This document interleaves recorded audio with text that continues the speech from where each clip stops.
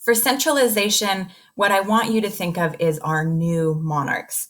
We talked about this growing state control through a more powerful monarch than what Europe was used to seeing in the Middle Ages. And so these new monarchs would try to exert greater control over nobility and religion and morality. They're literally trying to choose which form of Christianity will be practiced in their realm. They're going to control taxation, the military, and the courts. And so this is really showing us this change over time. We go from very local rulers who maybe aren't wielding a ton of power in the Middle Ages to these new monarchs, people like Henry VIII, Elizabeth I, Philip II. And then in our next time period, we're going to see the evolution of absolutism. So this is a stepping stone in that direction. For Columbian Exchange, that's at 1492, Columbus sailed the ocean blue. Later in our acronym, we're going to finish out the poem with Spain kicked out the Muslims and the Jews in the Spanish Reconquista as one of our wars of religion. But remember, this is the biological exchange between Eastern and Western hemispheres, between Old World and New World. And it is the launching point for history's first sustained, constant global trade network. And so the Columbian Exchange will take us to transatlantic trade eventually. Colonies and later exploration are both things that come off of European exploration. So for colonies, I wrote in my notes, I know you can't really see this in our little thing, but this is kind of what an expanded time period acronym could look like when you're all done, okay? I just listed Spain, Portugal, France, England, and the Netherlands as the primary colonizers of the Americas in this time period. And we know that they're colonizing territory in the Americas, which is possible because the Columbian Exchange diffused diseases that wipe out about 90% of the indigenous American Indian population. I also name dropped in here joint stock companies, which often supported the financing for establishing these colonies or the financing for European exploration. I even wrote mercantilism here. The College Board will develop it greater as a topic in period 2, but we definitely see the beginnings of mercantilism here, that desire for a favorable balance of trade and competition between states to have the most precious metal bullion in their treasuries. Another C term here is the Catholic Reformation, which is also known as the Counter-Reformation.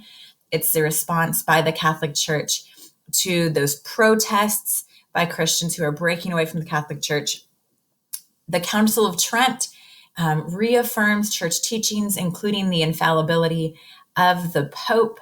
They do stop the practice of selling indulgences, but they begin groups like the Society of Jesus or the Jesuits to serve as kind of like explorer missionaries, soldier missionaries to go spread Catholicism far and wide, to make up for the number of members the Catholic Church is losing to Protestant denominations.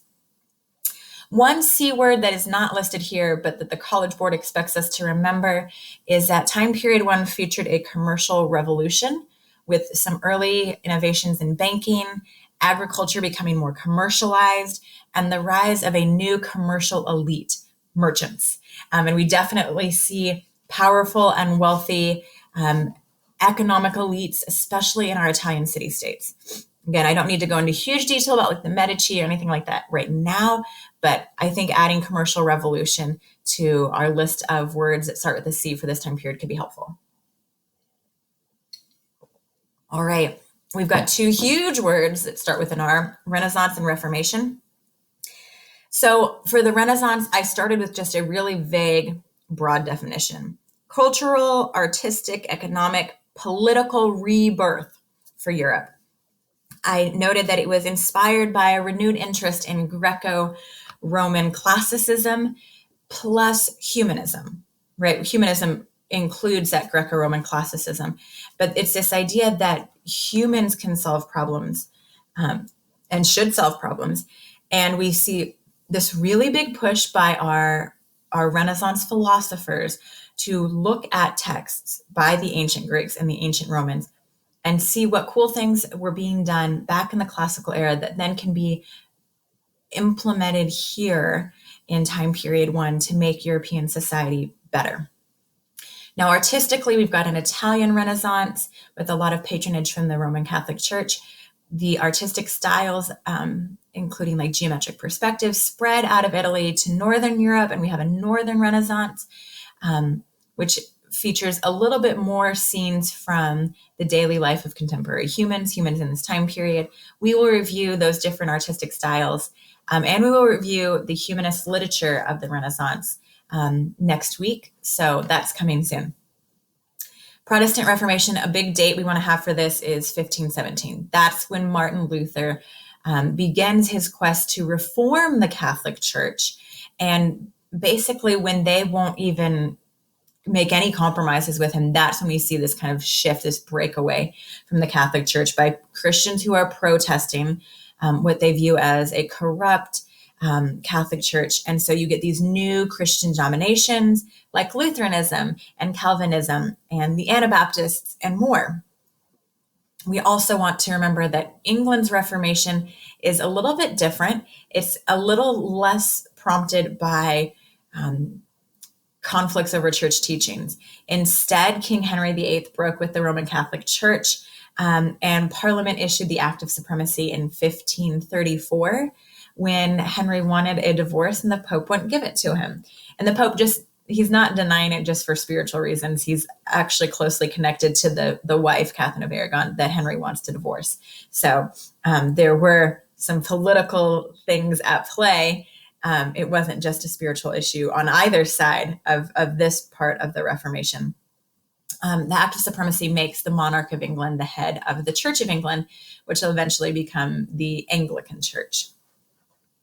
All right, more on the Reformation in a review next week. We've got two terms for the E, exploration, and the Edict of Nantes. Sorry, I know my face here is cutting off some of the acronym, and that's stupid and I'm annoying, and I'm sorry. For exploration, our study guide and that digital PDF that we've been using to create our study guide, it has a really nice list of new technologies that Europe borrowed from other places in the Eastern Hemisphere to allow them to explore.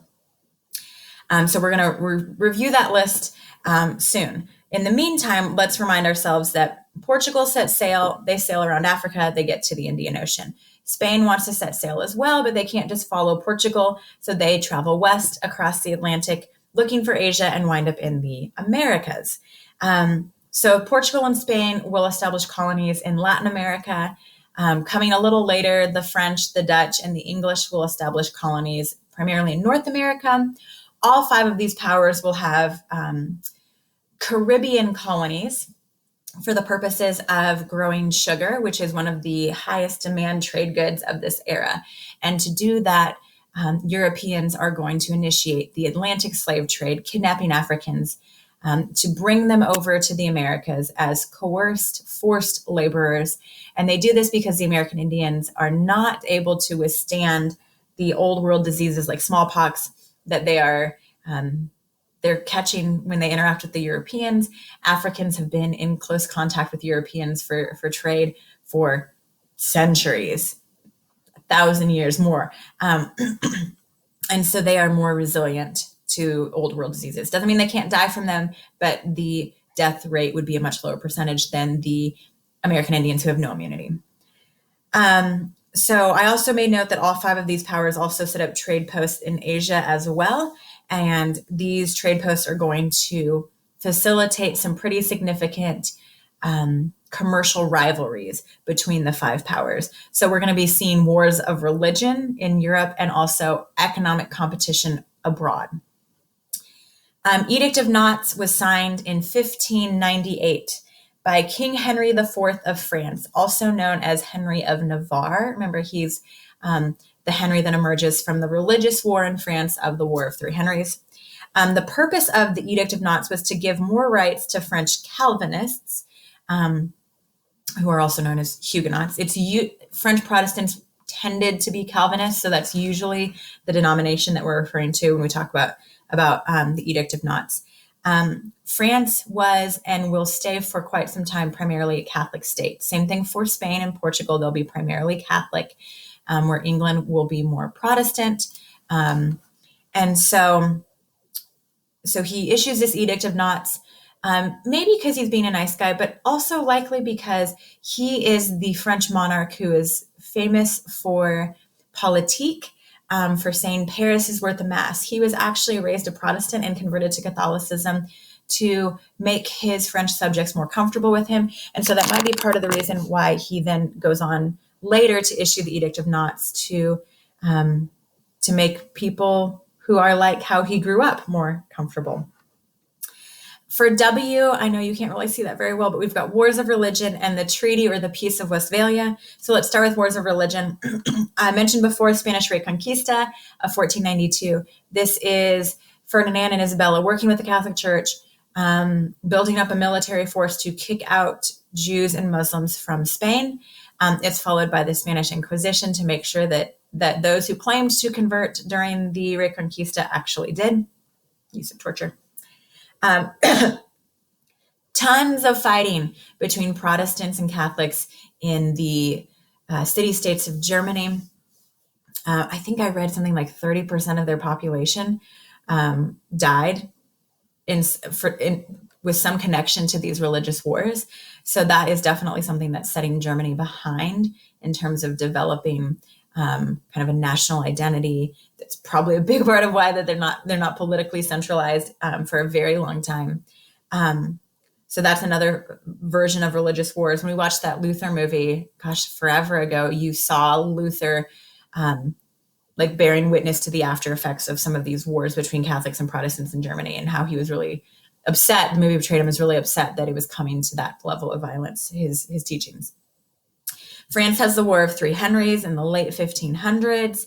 And then most significantly would be the 30 Years' War, 1618 to 1648. But remember, the 30 Years' War with its various phases is a combination of religious and political motives for fighting there. About 8 million people killed in this time period throughout Europe in connection with one of these religious wars. So a lot of people killed because Europe's population was not super huge at this time period. It's growing, new world crops. They're slowly improving their agricultural techniques, but still 8 million people would be a lot of people to lose. The Treaty of Westphalia is the treaty that ends the 30 Years' War in 1648. And the reason why the date of this treaty is also the year that ends this time period is it marks a turning point in European political life. We're going to see what some scholars consider to be the establishment of like modern state sovereignty. Basically, what the Treaty of Westphalia did is it created the principle that each state was sovereign in its territory. Specifically in the context of the war, it means that one state would not interfere in the religious practices of another state. This treaty also marks the end of European conflicts that are largely motivated by religion. I'm not saying it's never a factor anymore. I'm saying it becomes a secondary factor in wars going forward. We're going to see a lot more politically motivated wars than religiously motivated wars. Okay. So that is me breaking down period one, the SCREW acronym for 1450 to 1648. That's kind of what I have in mind for you when it comes to these expanded time period acronyms.